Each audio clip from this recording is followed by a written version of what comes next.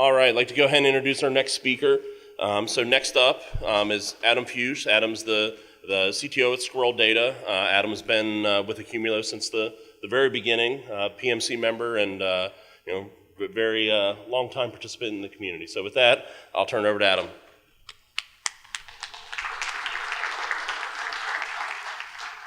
Don't clap yet. You don't know what I'm going to say up here. You might not like it. Let's see. I've been with Accumulo, as Dan said, since the first days that we laid code for the project, and it's always great to see a large group of folks that are really taking advantage of Accumulo and getting good stuff out of it. I love this summit for that. But now I work for a company called Squirrel, and what Squirrel does is we basically do a threat hunting platform doing user and entity behavioral analytics. So we're a full stack application sitting on top of Accumulo. We use Accumulo quite heavily for our back end. What I get to talk to you about today is some of the things we've been doing to really increase ingest performance. And I think anybody that's really trying to get really good ingest performance out of Accumulo, which is probably everybody in this room, you'll really be able to take advantage of some of this stuff, hopefully. So my job there, aside from other odds and ends, is I do architecture, I do performance, and I do analytics. So let's talk about some of this performance stuff. So in this session, we're going to talk about a little bit of an overview, a little bit of probably review for most of you on how ingest works in Accumulo. We're going to talk about three of the most performance critical aspects of Accumulo ingest. And then we're going to talk about how we use it in our document storage subcomponent, and talk about some real-world optimizations that we have in place in practice in that system. And talk a little bit about performance results there too. So what is this Accumulo thing and how does it work? All right, so Accumulo is a key value store, a sorted key value store.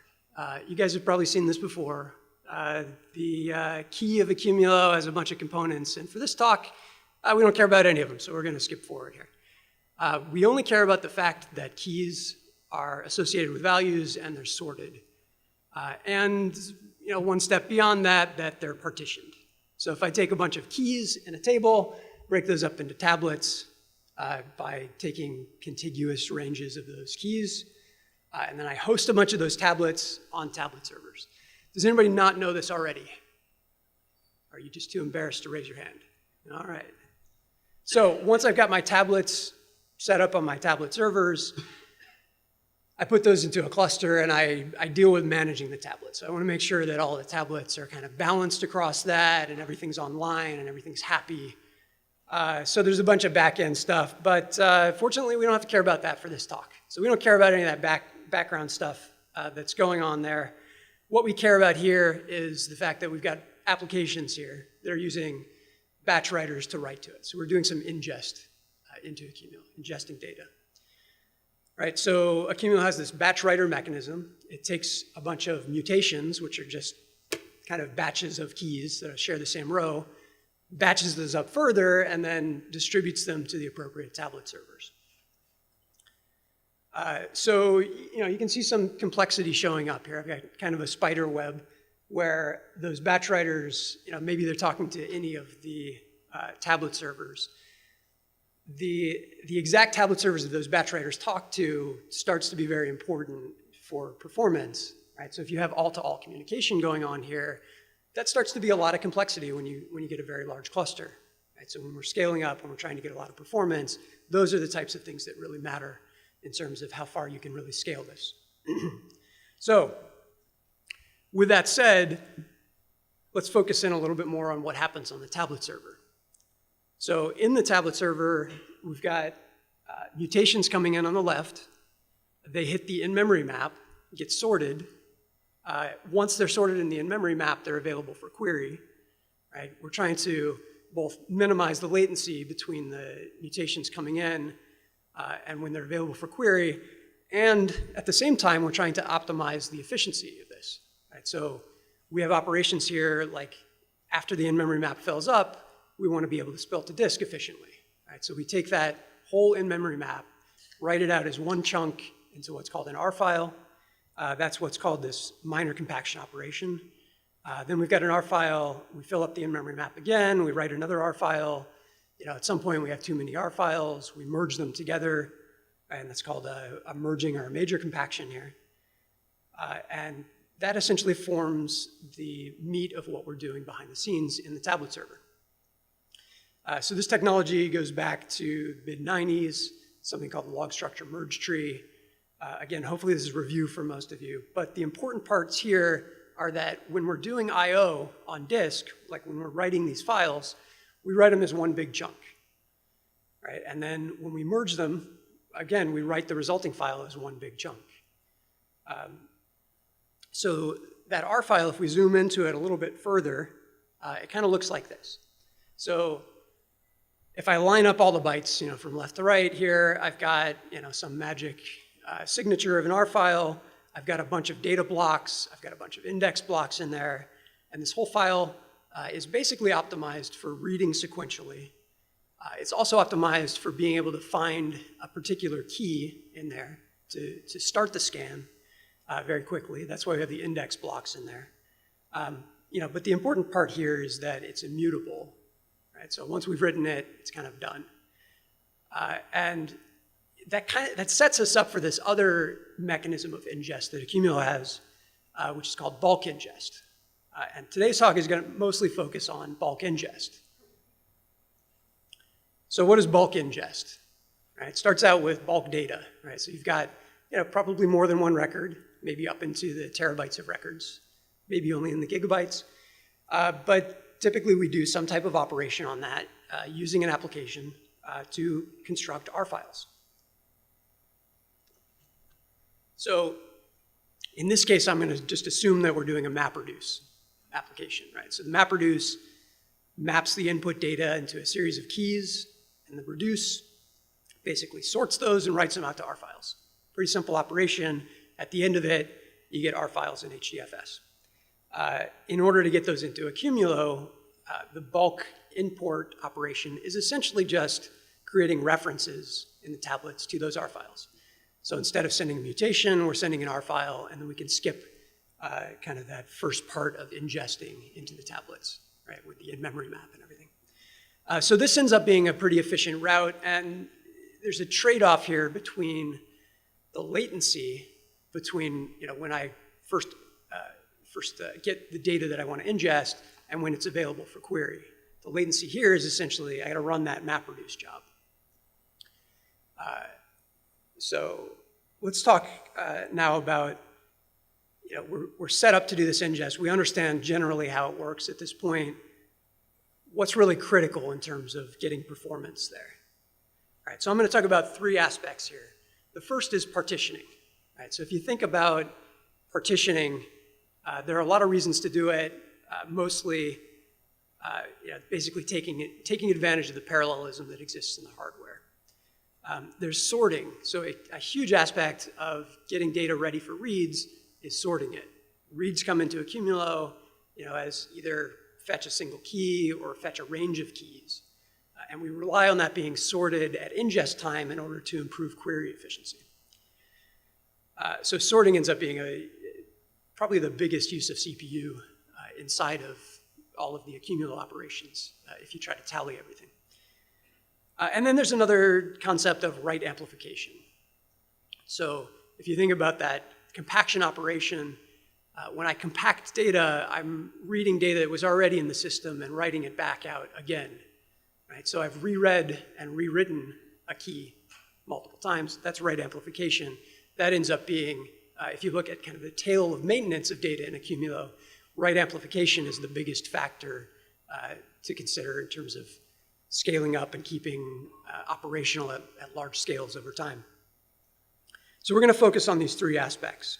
And let me just go deeper on each of them. We'll talk about why they're important and how to think about them. Okay, so partitioning, as I mentioned, is important for dividing and conquering. Right? If I take all my data and I try to process that on one CPU, basically I can't scale, right? So I need to be able to figure out how do I partition that problem. There are lots of different ways of partitioning scalable data problems, but essentially it comes down to deciding which chunk of your data goes to which processing core. And how you do that has a huge impact on how well you can scale and how much performance you can get. So if you partition right, you can avoid things like hotspots. So hotspots can be in the storage of your data. Right? If you end up writing all of your data through one disk because you've written your write-ahead log inefficiently or something like that, that's bad. Don't partition that way. Ingest load and query load, distributing them out evenly is very important to get overall performance. And then partitioning is also important for the ability to ignore old stuff, right? And I know there's some older folks in the room. I don't mean you, right? I'm only talking about the old data, right? Most of the applications that I see on Accumulo have something to do with looking at current data. So maybe it's a log store where the most recent data is kind of what you care about, and eventually you want to age off the old data. So making that efficient, making the ability to kind of drop data over time without having to reread it is pretty important. And then if you think about the compactions that take place in Accumulo as an optimization pass, where we're taking lots of R files and rewriting them to a smaller number of R files, that's basically done so that queries are more efficient. Right? So if we're continually taking this data that we ingested a year ago and continuing to optimize it for query, it would be better if it was kind of done and it was already optimized. Right? And if you partition your data well, you can kind of avoid re-optimizing your old data. All right, so let's look at a few examples here. All right, so can everybody read those log messages? It's pretty important. No, it's not. It's not important. There are a bunch of log messages. These happen to be synthetic DNS logs. So if I take these DNS logs and I want to put them into a table using some key structure, let's just kind of leave the application out here.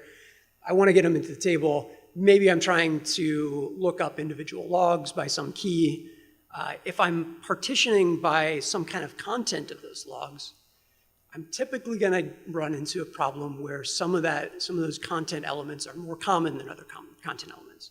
So here you can see most of these records are actually going into this one tablet because maybe they share the same identifier. Maybe they all come from the same system or reference the same IP address. So partitioning by content, it's nice because you can look up your data by content very quickly, but it's not so nice because it ends up introducing hotspots, right? And if you look at the network flow here, you still have that problem where, if I take a chunk of records, they could go to any of my tablets. So I'm still going to distribute them could be anywhere in the cluster. Right? And if you want to take these records and you want to age them off, right? So you take data that you ingested a year ago and you want to drop it, how do you do that? You kind of have to reread all of the tablets and scan through it and ignore anything that is old. So it's not as efficient as it could be. So let's look at some other techniques here. So maybe I'm partitioning by hash. Right? So if I take a record, the record has an ID, maybe the ID is just what line it was in what file. I can hash that to somewhere in a table, right? And I get a nice even distribution. So I can avoid that hotspot that I had with the content partitioning. Okay, so the good thing here is that we can kind of distribute out the query now so that instead of having a hotspot on the query, I can query across my whole cluster and each of them will return a part of the results. Right? So that can be nice. That can also be not so nice, right? So it's in the good and it's in the bad. So if you wanted to do a quick lookup on a single entity, you wouldn't want to have to spin up the whole cluster for that. You'd want to just kind of go to exactly where that's stored. So it's kind of trade-offs that show up there. So no hotspots on the ingest side, that's a good thing, but we still have our complex network flow. So we still have our all-to-all behavior going on here. And age off, we didn't help that anyway, right? We still have to look at everything for that. Okay, so let's look at another technique here. Maybe I'm partitioning by time. Right, so if my records come in sorted by time, which in the log case they would, then I'm just going to take the first set of records, put them into the first tablet, second tablet, so on and so forth. And this type of partitioning, if we're starting to get into this age-off problem, that can be pretty nice, right? Also, fairly low network complexity here. Right? If I take a chunk of records that come in together, they're probably going to go to one system instead of all systems, right? Or one tablet instead of all tablets. But the bad thing is if you start looking at a small period of time here, probably all the records you're going to ingest in an hour are going to go into the same tablet. Right? So now you're not actually parallelizing your work. You're not dividing and conquering. So partitioning only by time, not so good. Okay, so strategy number 4 here, partition by chunk hash, right? So instead of taking every record and partitioning it to where it goes, maybe I take a chunk of records and I partition those, right? So this has some upsides, right? So it's kind of simplified my network flow a little bit. Right? So if I have one partition of my ingest data, I can make it so that that goes into one tablet, but I can still have other partitions that are processed in parallel go to other tablets. Right? So I can evenly distribute my data and still evenly distribute my ingest load as well. There's a subtle point that I'm probably going to skip over here, which is that you can push some data upstream. Right? So if you're generating indexes on that data and you want to keep the indexes with the records, you can keep those together in the ingest side, and you don't have to kind of redistribute that work. So on the bad side here is we still have our complex age-off problem, so we haven't solved everything, and queries still have to hit all partitions. So goods and bads associated with this. All right, so let's move on. That was kind of the partitioning problem. I'm going to talk about how we solve it in practice in the next session, but let's focus on sorting and what some of the challenges with sorting are. So if you look at sorting in general, if you're profiling the work of a tablet server and the work of things upstream, which could be your MapReduce application to generate the R files for bulk load, or it could be a batch writer, sorting is really one of the most CPU-intensive parts of what's going on. And if your ingest is CPU-bound, that's your bottleneck. You should focus on that. So if we want to minimize the cost of doing that sort, what can we do? Okay, so practically, when we're sorting data, it comes down to doing a bunch of comparisons between keys. Right? So those comparisons might take place in the in-memory map. They might take place in the merging iterator, where we're doing those compaction operations. It might take place in sort and merge phases of a MapReduce job trying to do bulk ingest. But effectively, we're doing a lot of key comparisons when we deal with data in Accumulo. Right, so frameworks are generally going to optimize the algorithmics of how to do that sort. Right? You look at MapReduce, it's going to use an efficient quicksort operation. You look at the in-memory map that Accumulo uses, it's using a balanced red-black tree if you're using the native maps. Right? So the algorithms are pretty good there, but it still comes down to doing that comparison on the key.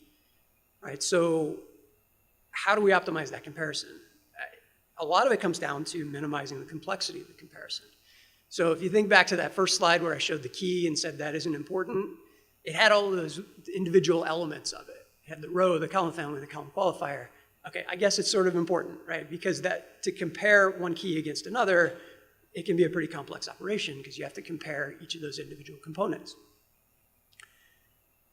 Right, so if you could kind of optimize that, simplify the complexity of comparing keys, you could get a big performance gain out of it. Right, finding the difference faster is also important. So if two keys are different in the row, it's going to be faster to find that than if they're different in like the visibility label. Right, because first you have to compare that everything else is the same, and then you have to find the difference. Right, so that ends up being a big difference between the amount of CPU, the number of cycles of CPU that you use on doing one comparison. Right, and when we think about doing comparisons here, we should think about single nanoseconds. Right, so we're really optimizing this. We're not talking about microseconds even to do these comparisons. Right. The other important thing for sorting is to maximize the use of cache, and that comes into play particularly when we talk about how often do we spill to disk. If you think about the the merge tree that happens in Accumulo, where we're taking R files and we're merging those together to sort across those R files, that's essentially a sorting problem where we've fallen out of cache, right? If the cache is the in-memory map, merging R files together is out of cache. Right, so you think about this in multiple layers. There's the chip cache, there's the in-memory, there's the memory, there's the disk, there's the remote disk. But maximizing the use of the most local cache is very important here. All right, so algorithmically, there's actually a lot of interesting things going on in these systems. Probably this is less of what you're going to change, but it is something that you need to think about when you think about how does your partitioning affect these types of systems. So if we take a couple of sorting algorithms and look at their runtimes, you've got quicksort, which is in log n, usually, unless you hit a bad condition. We probably don't hit that. And then there's things like bucket sort. Right? Bucket sort is actually order n, but you have to know a lot in order to use it. Turns out if you choose good strategies, you can really shift more towards the linear time rather than in log n time. It makes a pretty big difference in terms of maintaining the data long term.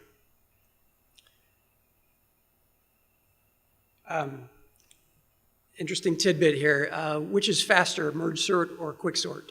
Anybody know? You must have opinions on this. Everybody has opinions on which sorting algorithm is faster, right? So merge sort actually has an algorithmic bound of in log n, whereas quicksort does not. It has worst case performance, which is much worse than that. However, if you look at the individual comparisons that are taking place in them, Hadoop, when it sorts the spill buffer from a mapper, uses quicksort instead of merge sort. Right? And you can get about 20% faster using quicksort than you can with merge sort. The best I've been able to track this down is because when you're doing a quicksort, you're kind of comparing against a pivot point, which you're storing in cache, versus merge sort, you're comparing against two things which you have to read from memory. So it's kind of like reading one thing from a cache layer that's a little bit further out versus reading two things from that cache layer. So quicksort ends up being a little bit faster. Things that you find out when you really try to optimize performance. All right. So one other, the third critical performance element here, write-amplification factor. So write-amplification factor you can think of as the number of rewrites for any key value pair during its life cycle. So if you write it once in the in-memory map, you write it again when you merge it, you write it again when you merge it again later, maybe you've written that 3 times. So you get a write-amplification factor of 3. This ends up being a very useful metric for determining how much work you have to do long-term to maintain the keys that you ingested in a short amount of time. You can also think of this as kind of a weighted average of the height of the log structure merge tree, and in a couple of slides I'll tell you what exactly that means. So there are a lot of knobs to turn in Accumulo to kind of optimize this long-term. We're going to talk in the next section about how the partitioning factor basically impacts this. So just to dive a little bit deeper into how this works, Accumulo has this compaction algorithm. I have a bunch of files, they have a bunch of different sizes. If I line up those files by file size, these rectangles here represent these files, our files inside of a tablet, I'm going to take a candidate set of that. And I always try to get the maximum candidate set, maximal candidate set, technically. And I take that and I kind of line them all up and I figure out what's the total size of those files, and then I compare that to the biggest file in that set. And if that ratio of the total set of files to the largest file passes a threshold, then I say, yes, compact it. And if it doesn't, I say, no, don't compact it. And then I try it with a smaller set of files. So this is the compaction algorithm inside of Accumulo that gives us in log n performance instead of some other databases actually have n squared performance for doing these maintenance operations long term. So that ends up being pretty important. So let's look at what happens in that LSM tree. And okay, I spent a lot of time on this animation, so keep your eyes open here. All right, so I got our files. They're compacting into a bigger R file. I write more R files over time. They compact into a bigger R file. You guys want to see that again? It's pretty awesome, right? Okay. So over time here, what's going on? I'm writing small R files. Maybe that's coming in through bulk ingest. Maybe it's coming in through minor compaction of that in-memory map. And then those get merged together into bigger R files. And you can see kind of at the end of time here, all the files on the left are sort of grayed out, and we've got this one file that's replaced them all. This forms a tree structure, right, inside of the tablet. It's actually technically a forest, but we're looking at one tree here.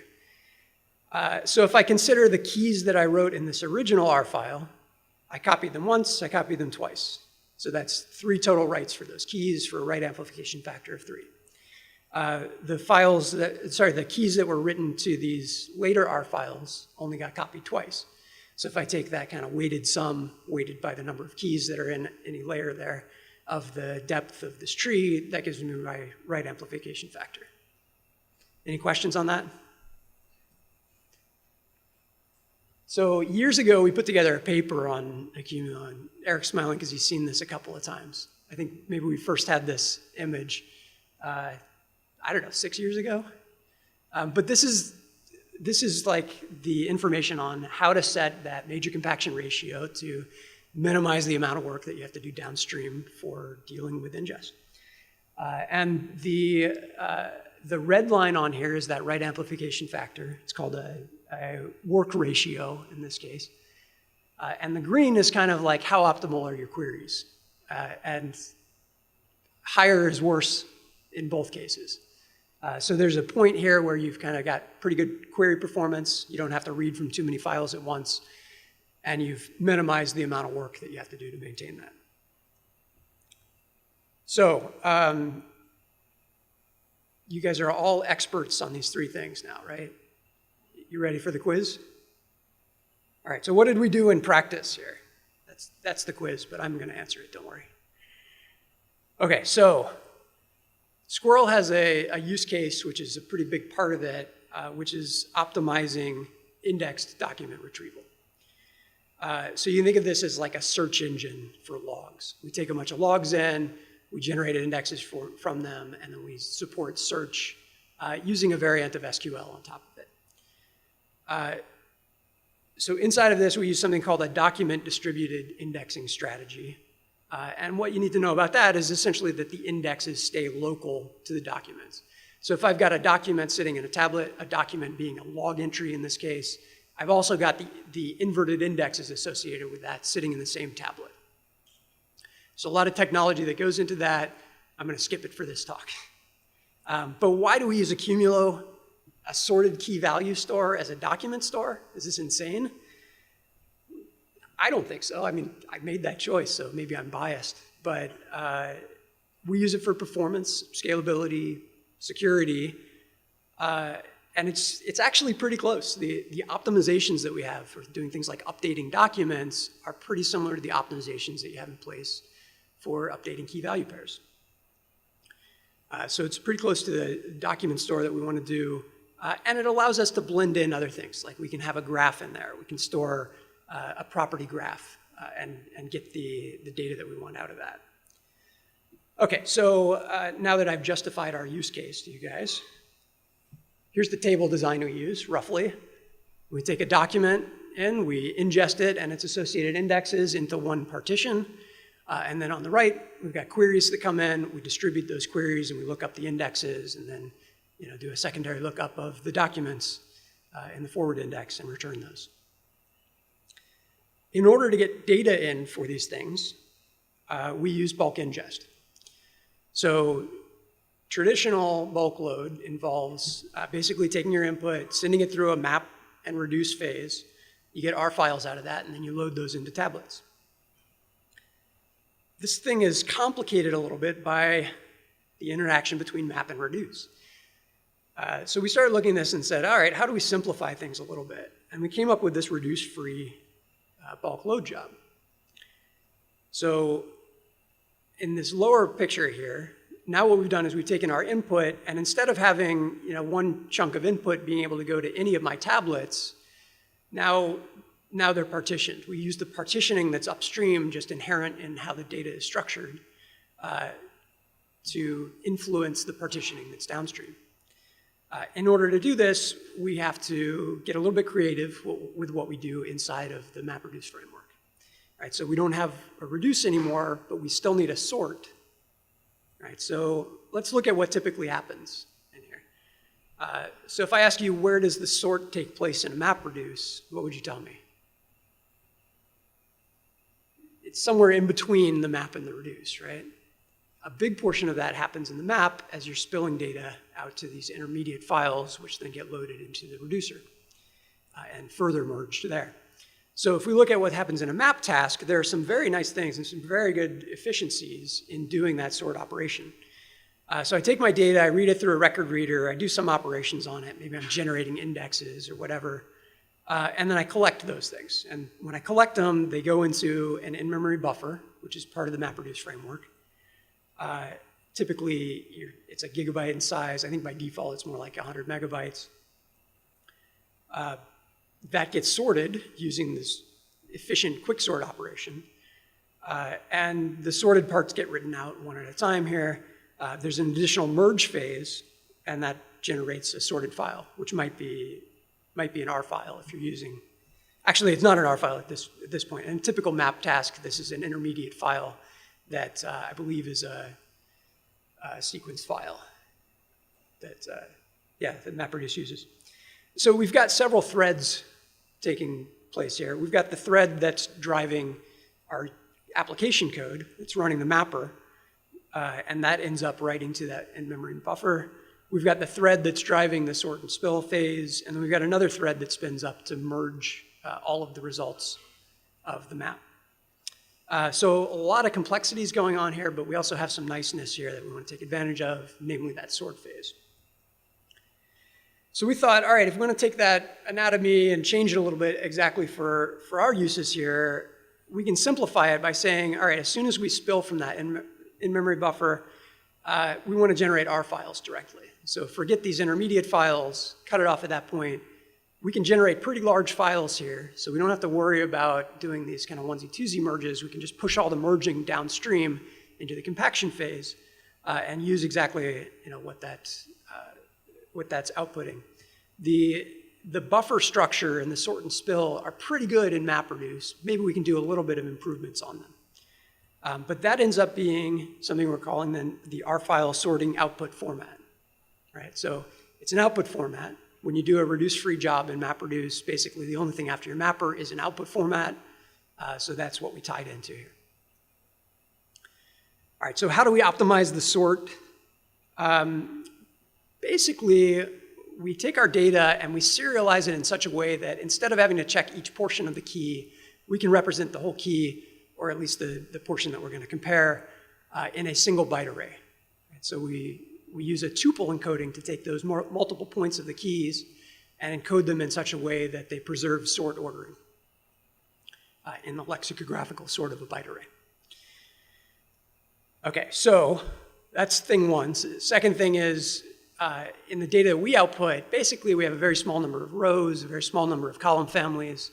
Right, so we're going to use a hierarchical buffer so that instead of comparing those frequently as we're doing our sort, we just kind of compare them once as we input them. And that's getting it a little bit more into the bucket sort. It's not exactly bucket sort because we still have a variable size after that. And then we're going to maximize cache usage. Right? So instead of doing this secondary merge phase in the MapReduce, we're going to just output it once. We'll leave everything to compactions later on so we can let the Accumulo merge algorithm, major compaction algorithm, do things optimally there. And then the Hadoop's fast byte comparisons object, anytime you can get down to using that, that's a very efficient way of just comparing byte arrays. That gets us down to a small number of nanoseconds per comparison in our sort. Another important thing here is that when we output the key value pairs into the output format, we're going to write them in a serialized form into memory, right? So keeping key values around is nice for some reasons, but if we can keep them in a serialized form that gets rid of the Java object overhead and really tailors it exactly towards that comparison operation that we're trying to do, that's going to be the most efficient use of cache because we can fit the most key value pairs in memory. So this is essentially the serialization format that we use. I'll let you guys read that later on. The other thing that we're doing in our case is we're using a combination strategy of basically taking a portion of time and a portion of chunk hashing. And that lets us do this kind of mapping of input splits to single tablets inside of the mapper, the map-only ingest job. So that gets us some very nice efficiencies. Absolutely look at the partitioning if you're trying to optimize your work there. So what that looks like is essentially, it's similar to that chunk hashing, but we're also splitting up our tablets by either month or week or some time portion here. Okay, so let's look at a couple of performance results here before I get the hook. So how fast does this thing go? If we zoom in, we look at just what's going on inside of that R file sorting output format. We can micro benchmark it, so we can take a look at like generating 10 million random keys. We can sort those and we can write those in about 17 to 20 seconds per thread. So pretty fast, right? 588,000 key value pairs per second. That's in one core, right? So if we want to scale this up to a typical node, on like a 20-core node, we've scaled that up to about 7 million key value pairs per second. Pretty good from a micro benchmark perspective, right? When we take that and we incorporate that into an overall system and actually use it in practice, we get things that look a little more like this. Right, so I'm going to set a couple of definitions here. You guys might have to put on your glasses for this. I don't know. One node for us is 2 by 20 physical cores, which actually ends up being 40 virtual cores, and then 128 gigabytes of RAM and 12 SATA drives sitting on it. These benchmarks focus on DNS query logs. So somebody queries DNS, we get a record of that that says, all right, they came from this IP address, they asked for this URL, they got this response, so on and so forth. Ends up being about 23 fields, and we want to index 6 of those. Those records are about 100 bytes each, so fairly small records, but they come in a pretty dense representation, which is CSV. So when we take that and we try to ingest it on a single node running our full application, we get up to about 167,000 records per second on that one node.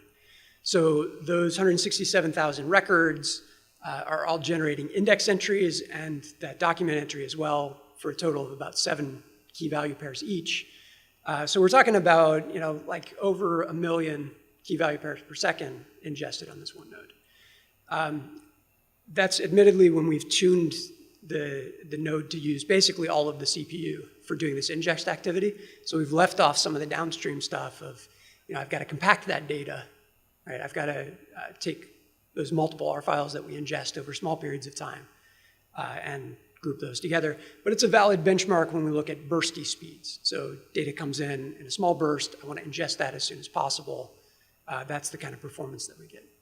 I have a five node cluster performance number on here as well. Apologize for these not being as large as they could be, but you'll have to attend the next talk for that one. 5 node cluster, we're still seeing almost 100,000 DNS log records per second per node, right? So that's like that ends up being about 3 million, a little bit over 3 million key value pairs per second across the whole node. So pretty good performance numbers on this. I think, overall, the fact that we're using this, in practice, and we've got a full stack application doing this kind of ingest, I think it's a testament to how much good stuff there is inside of Accumulo. That you use a few simple tricks here, and you get a pretty good system. So with that, I'll take any questions you guys have, and I'm a little late, but maybe we can use a couple minutes here. Yeah, so a lot of people think that Java is like terrible because it adds a big overhead. And generally that's true, but when you get down into something that's a very simple algorithm, you see that the just-in-time compilation that happens inside of modern versions of the JVM are actually pretty good here. So we did a little bit of comparison to some things that are happening in C. Admittedly, we haven't benchmarked them enough, but I think what we're getting in Java is actually very close to what we can get in C. Right? And it comes down to avoiding Java objects, right? Using a serialized form of that, and then keeping your comparison very simple so that the just-in-time compiler can, optimize the crap out of it, basically. Yeah, so in our case, we do not have to worry about seeing the same record in multiple files. So if you would need, there's sort of some stuff that goes on upstream, which is identifying a UUID for each of the entries. If you needed to actually disambiguate between things coming in from different files, you'd have to use a slightly different strategy than we use. We essentially use the offset, or the record number in the file, and the file name itself. So we assume that we see records, once. If you wanted to do something a little different, you'd have to kind of generate a hash across the whole thing, but you'd still be able to use, a hashing strategy for that. Probably the chunk hashing wouldn't really work for you. Thank you. Thanks.